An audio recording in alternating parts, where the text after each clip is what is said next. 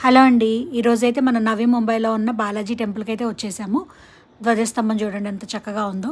దీనికి ఎదురుగానే అభిషేకం టికెట్లు అవి ఇస్తారు. మనం స్వామివారికి అభిషేకం చేయించుకోవాలంటే చేయించుకోవచ్చు. ఇది వినాయకుడి గుడి. వినాయకుడు కూడా ఎంత అందంగా ఉంటాడో. ఇది గుడి చుట్టూ కూడా ప్రాంగణం చాలా అద్భుతంగా ఉంటుంది. మన గుడి చుట్టూ తిరుగుతున్నప్పుడు కూడా ప్రదర్శనలు చేసేటప్పుడు కూడా ఈ విగ్రహాలు మాత్రం చాలా ఆహ్లాదంగా కనిపిస్తాయి అన్నమాట.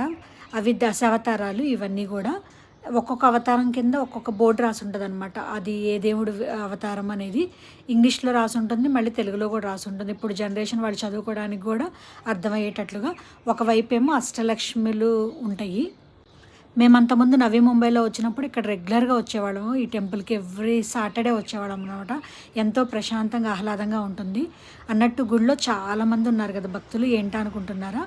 గుడి బయట షామినాలు అన్నీ వేసున్నాయి చూడండి. ఎందుకంటే కళ్యాణం జరుగుతుంది, బాలాజీ కళ్యాణము.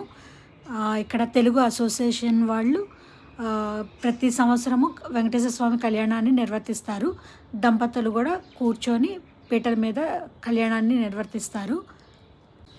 ఈ గుడి దగ్గరకు వస్తే మాత్రం ఎంతో హ్యాపీగా అనిపిస్తుంది. మేము నవీ ముంబైలో ఉన్నామని అసలు తెలియని కూడా తెలియదు అనమాట. ఏదో మన గుంటూరు విజయవాడలో ఉన్నట్లుగా అంతమంది తెలుగు వాళ్ళు వస్తారు.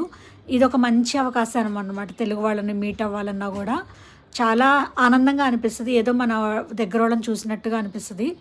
ఇక్కడ వచ్చేసేసి మనకి స్పాన్సర్ చేయొచ్చు ఏమైనా కావాలంటే.